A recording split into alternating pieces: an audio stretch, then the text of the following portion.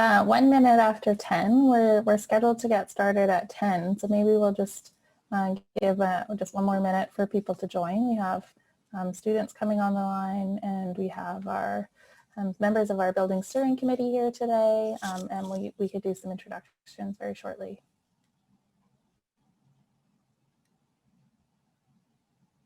In the meantime, we'll invite you to in lieu of roundtable introductions, to please use the chat window to introduce yourself. We'd love to hear from you, your name, what you're studying at SFU, and also the nation that you come from, or what you call home. So please feel free to use the chat window, and we'll be kind of monitoring and looking to see where everyone is coming from through that function.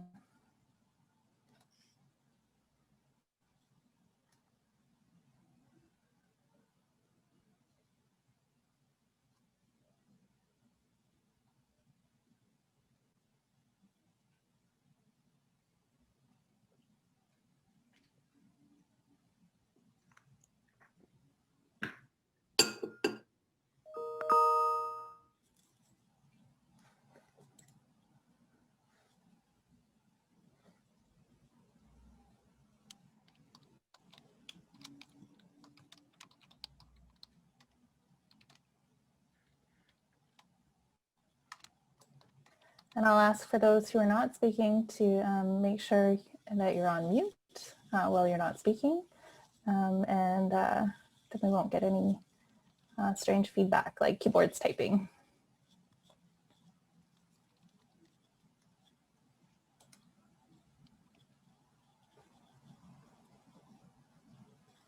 So I think maybe we're ready to get started. We waited a few minutes, and people can join us as they come on the line. My name is Ouri Scott. I'm the architect, part of the design team for the project. And maybe I'll turn it over to SFU to, I think, Eldon, who is going to share with us some opening words. Good morning, everybody. And I want to take this opportunity to wish you all a happy new year, even though we are well into the month of January.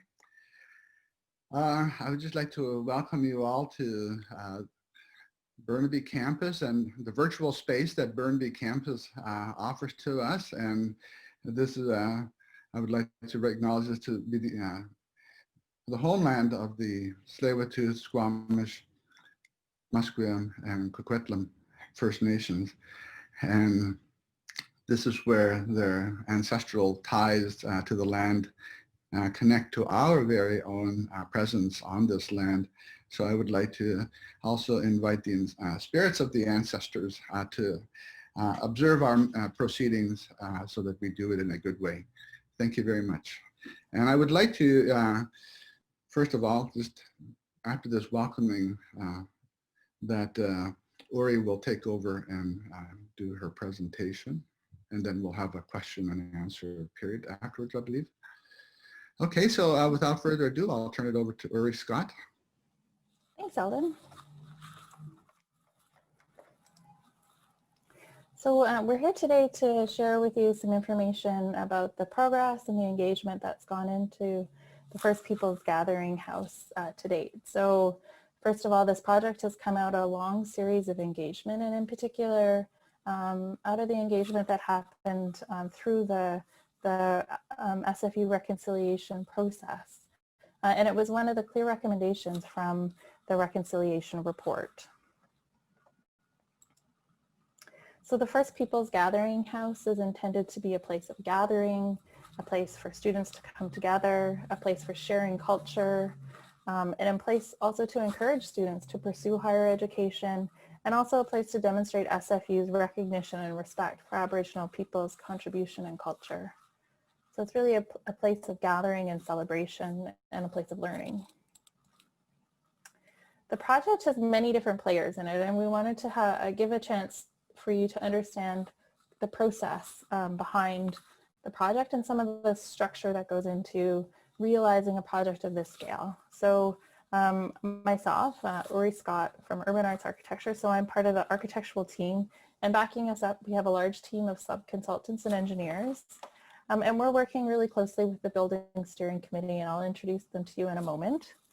The Building Steering Committee reports back to SFU executives, so the Vice President's table and ultimately the SFU VP, to Joy Johnson, the President of SFU. And the Building Committee is also reporting back to SFU Campus Planning and Development. So they're the ones who are kind of project managing and seeing through the day-to-day operations of the project. We'll introduce those project managers to you as well. The Building Committee is engaging with local nations, and we've done some of that in the fall, and we also did some of that last year. And then there's stakeholder and user groups. And there's many stakeholder and user groups at SFU who we're engaging with. And so they include yourselves, Indigenous students, as well as the Aboriginal Steering Committee, Indigenous faculty and staff, elders, university systems, so IT systems, campus security, food services and event services. So all of these different departments who are involved in the kind of day-to-day operations of the campus and will be involved in using the building and operating the building in the future. The Building Steering Committee is made up of the people who you see on the screen here. So Ron Johnson from, some of the people are on the line, maybe I'll just let them introduce themselves briefly. We'll just go through the pictures in line. So Ron, you could introduce yourself, and then Alden. Hi, everybody. I just put a chat message out there. I wasn't sure whether we were going to do or have an introduction like this, but it's an honor to be here with you. I'm an SFU alumnus and currently working as a director of the Office for Aboriginal People, pro tem, have a long relationship with SFU, and just so excited and delighted that we're, actually in the process of, creating First Peoples Gathering House. I've since the mid 1990s, it's been a dream that we've all aspired to, and now it's finally becoming a reality. Pleasure to be here, honor to be here. Since I did the introduction, I'll pass on to the next person. So I'm the next person. I'm Gerald Gongas. I'm an architect. I'm working with the campus planning and development team and have been engaged with our prime consultants, urban arts architecture, for some time now. It's just a true honor to be involved with a specific project like the one that we're working on collectively and collaboratively with everyone who's on the line today. So my very best to everybody for a great new year, and we look forward to continuing on and developing a solution to meet so many people's great interests. So welcome aboard, everybody. Hi everyone, and I'm Gloria Kwong. I'm with Campus Planning and Development team as well. I'll be helping Gerald and the team on this project. Great, and Joanne Curry, I'm VP External Relations. I was really privileged to be part of the Aboriginal Reconciliation Council a number of years ago. And external relations is involved in building the formal and informal relationships with First Nation governments, as well as all levels of government. So really happy to see so many people able to join us on the start of a busy term.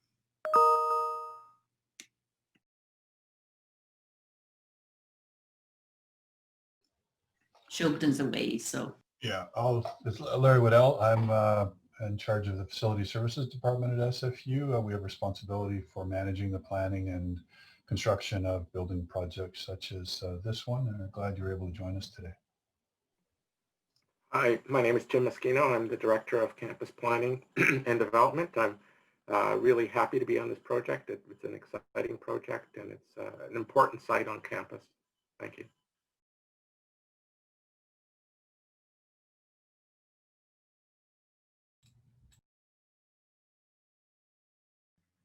Ouri, you want to introduce yourself? Sorry, I'm having mouse troubles. Instead of unmuting myself, I stopped my video. Apologies for that. So my name is Ouri Scott. I'm an architect with Urban Arts Architecture and one of the co-leads from the architectural side on this project. I'm from the Clincho Nation in the Northwest Territories, and I've been working as an architect in this region for more than 10 years and make Vancouver my home.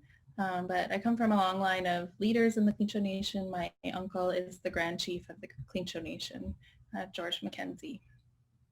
Yeah, we're really excited to be working on the project. I'll introduce Shelley Craig. She's another co-lead on the project and has been working with Indigenous communities for more than 30 years across the province of BC. Turn it over to Jake. Hey, watch it, everyone. Yeah, Jake Chasm, working with Urban Arts Architecture, intern architect, and really happy to be working alongside a lot of great people on this project and looking forward to hearing what you have to say today. English. So we have a lot of different nations on the line today. Thanks for inputting your name, what you're studying, and your nation. If you haven't had a chance to do so, we're inviting participants to let us know what nation they come from, what they're studying. We have people from Katsi, we have Dene members, Squamish members, Cree members, Métis, Shuswap, Piikani, just to name a few as I go through the list. So please keep adding that. As we go through the presentation, feel free to add comments. We won't be responding to the comments during the presentation, but we can come back to them at the end when we're doing our question and answer period. So if you could hold on some of your questions until that time, it would be helpful. I just got a notice that this is being recorded from SFU, I think. I don't know if you can all see the notice, but just to let you know that we're recording this session. We wanted to share some of the Indigenous leadership as part of this project. I think it's, from all of our perspective as Indigenous people, it's important that our voices are heard and that we're not being told how things should be and that we have a chance to kind of share in our leadership, but also share in our ways of doing and knowing and being and be able to celebrate that. So we're able to do that on this project. Ron Johnson and Eldon Yellowhorn are co-leads on the steering committee side. And Ron is from the Squamish Nation, Eldon from the Piikani Nation. And then on the architectural side, Jake and I are both heavily involved in this project. And you'll probably recognize Jake because he was involved in the engagement as well last year as we went through some of that engagement to select a site for the project. The project has a number of different chances for engagement, the process itself. So we call this in our practice an intentional spiral. So we start with the big ideas and then spiral down to the very specific. And as we go through this process, the project gets more and more specific, and it also provides more and more opportunity for engagement and to clarify things. So we're starting off with the big ideas, and some of that we started last year when we talked about the vision and program and site. And then as we go through in the fall, we talked about kind of getting a little bit more specific on what the program is, what the space should look like, how those spaces should be used, how they should engage. And then we've identified opportunities within that, both to engage with local nations and other stakeholders, with the building committee, with the city of Burnaby, with the greater campus. And as we go through this, we'll have more specific questions to engage as we go through. So last year it was big vision ideas, earlier this year program, and as we get into the design, we'll be able to engage more on what some of those design elements are. So the schedule for the project is following a typical architectural process, if you will. So project definition, again, some of that we did last year. And right now we're in concept and schematic design. From this, we'll move on to design development. And so that means we're going to look more closely at building systems, at materials, at the kind of more specific things that go into a project and how those impact the design. So things like window size, window types, all those become part of the design development. And then we wrap that into creating a package for the contractors called contract documents that we use to build the building.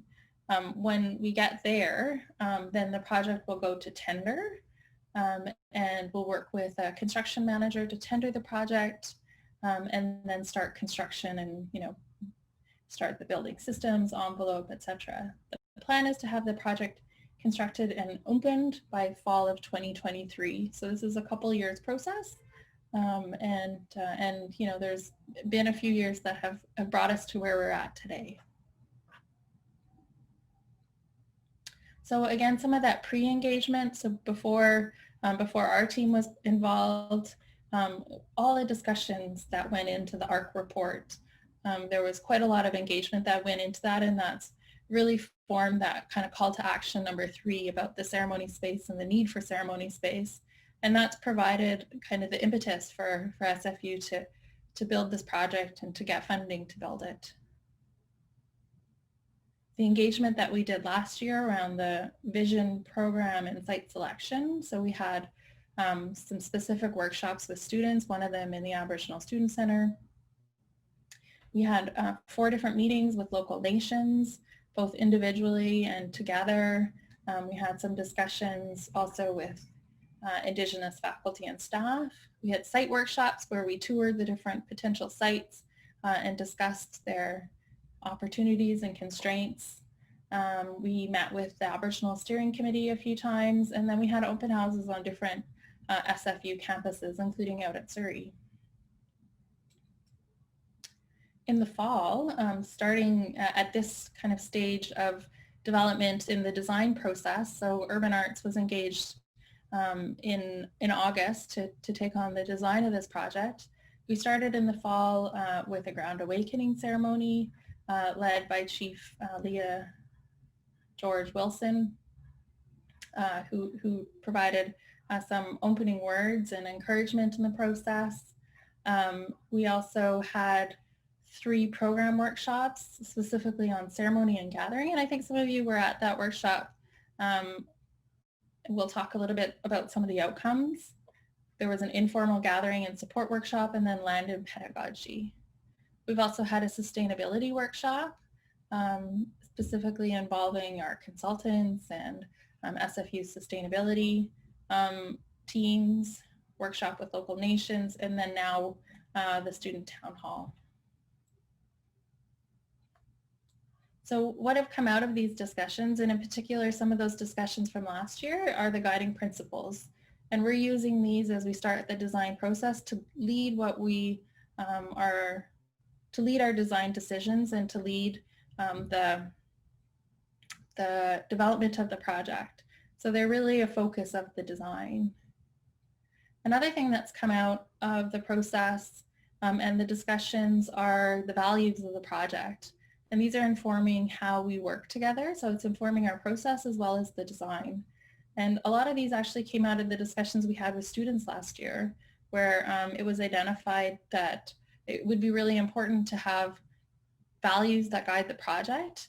And some of the values that the Aboriginal Student Center uses to guide their process and their work and gathering and coming together informed the values that have been developed for this process, for this project. So just to share with you a little bit of the information that came out of the program workshops in the fall, we had the ceremony and gathering workshop, informal gathering, and land and pedagogy workshops in October.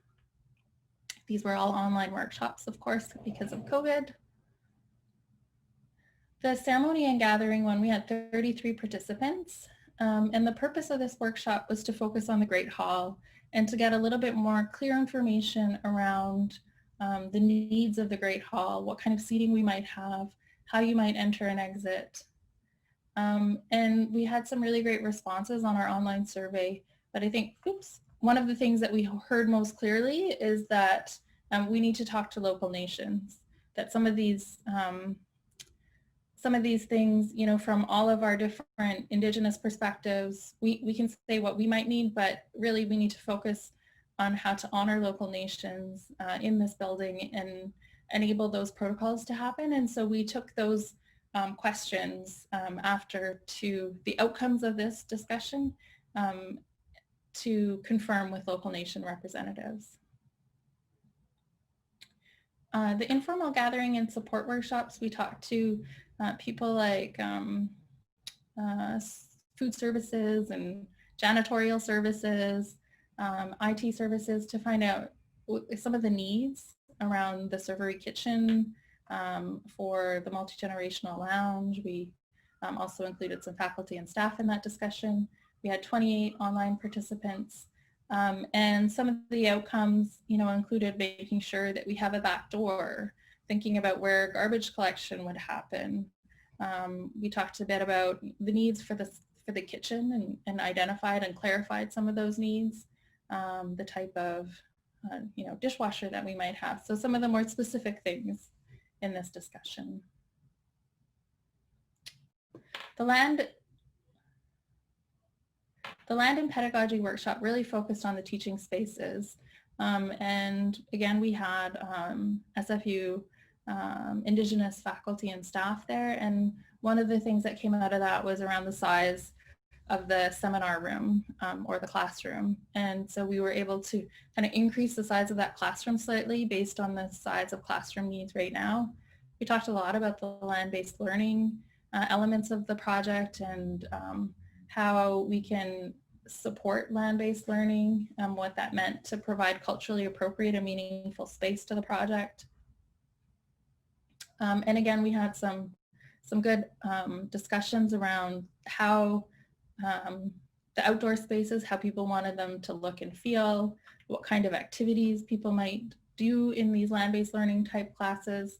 And these have been heavily, these responses have been heavily influencing our early design discussions.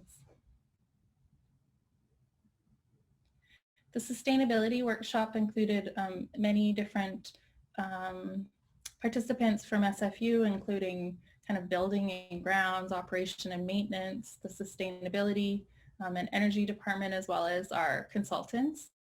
And we focused on,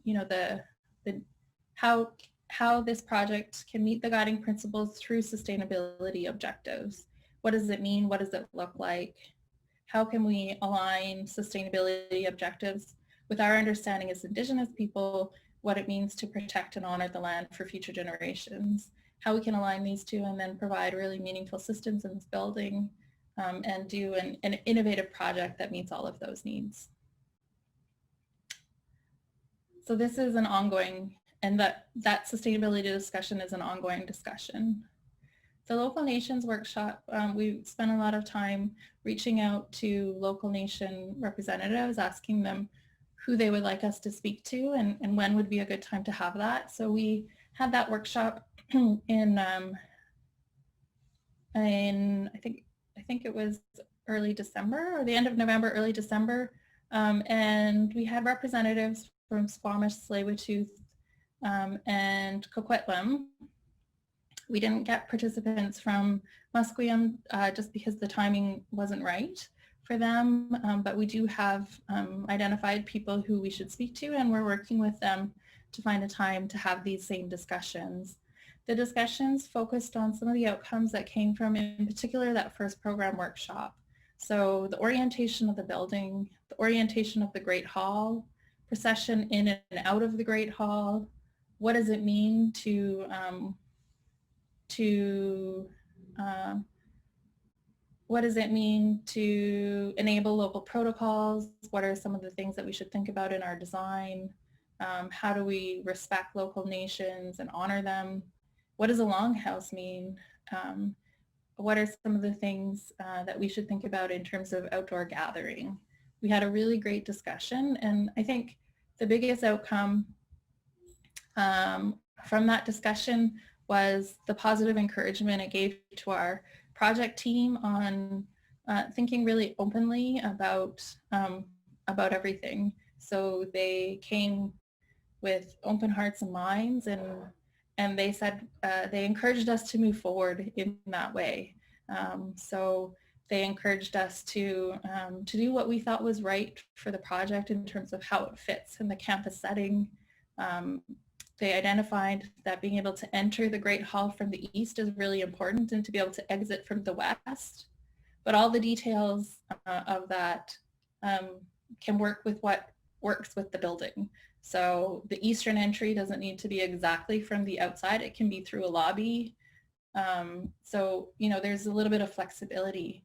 And they also reminded us that everyone has a different perspective, even within their own nations, that people come with different learnings. And so just being gracious about and open and using things like signage to recognize whose learnings we're using and whose learnings we've learned from, and be open that people will come with different learnings, and that's okay. So I think kind of that openness was a really positive experience for us in that discussion. We also talked a little bit about the need for fire and ceremony, and encouraged us to think about using or locating 2 fires in the project, one that would support ceremony inside the building and one that would support ceremony outside the building. So we're working through our design process with our consultants, and also we'll be reaching out to the fire department at Burnaby to figure out how we might do that. So I think that's an important thing that came out of the discussion. And then we spent a lot of time talking about the idea of the challenges of walking in 2 worlds and what that meant, what that means for students, what it means for the building, what it means for SFU. And I think this is something as we move forward into the design that we're using as part of our inspiration and understanding of what it means to walk in 2 worlds. How can we represent that both in the building design, but also in how we work together, how we come together, how we learn. So we're really excited to be able to draw inspiration from that. In particular, myself growing up as a Quechua person, I learned that it's important to be strong like 2 people. And through the work that I've done with nations locally, I've also heard about 2 eyes seeing. And so we hear about this idea of walking in 2 worlds from many different perspectives and many different nations. And so being able to use that as something that brings us together and being able to celebrate all of our different cultures, as well as our journey through education, higher education at SFU. It is an exciting opportunity. So that's a little bit about where we've been, what we've come to in terms of engagement. The project itself, some of the specifics. The building program is around 1340 meters squared, so that's about 14,000 square feet. And it includes things like the Great Hall is the largest space in the project. It's supported by a lobby, dressing rooms, a kitchen, table and chair storage, that type of thing. And then the purple spaces are more type program spaces. So a multi-purpose maker room, a lounge, a seminar classroom, some offices, an elders room. And then the gray spaces are all service type spaces, washrooms, mechanical, electrical room, and that kind of thing. We've, in our early design process, have looked in our site analysis at the land and the importance of the land, and also the importance of local place names. I'm not able to pronounce this Squamish name, but it refers to on Burnaby Mountain, the arbutus trees and the resources of the land from the mountain itself. We've looked at some of the local nations and how the project sits within the context of an important place for resources for many different nations in the region and the Lower Mainland. And that these nations have used this place since time immemorial, and that they have important stories related to the mountain, but also really important uses. In particular, we've learned that the mountaintop has been a place for hunting and gathering, and that's been a large part, a large resource for local nations over time. And then one of our guiding principles is honoring, reinforcing the sacredness of the place that connects land and people. And so thinking about this wider context is helping us understand how we might design and build our site. So the site is currently where the Strand Hall Annex is. So it's east of the quadrangle and across from Strand Hall itself. This current building will be demolished before the construction of our project. And the observatory, the Trotter Observatory, is just to the west.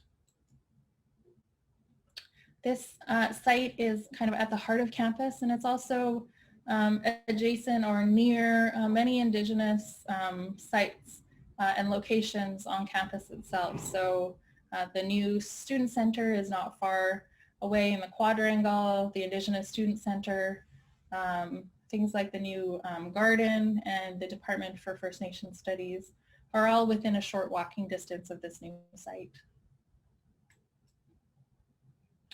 We spent a lot of time looking at how the land is situated at the site and how things like the sun is impacting the site, prevailing winds, the slope and grade.